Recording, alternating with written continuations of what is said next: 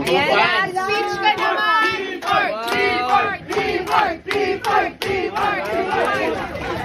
Oh my God! Speech naman! Welcome home! Thank you po. Siguro masasabi ko lang, grabe, di ko talaga in-expect na dito kayong lahat. Kaya nagpapasalamat talaga ako. Masasabi ko na sobrang worth it ng naging journey ko dahil sa inyo. And hopefully din, I got to inspire everyone. So, Yes! Isa ka sa pinakamabait. Yun yan.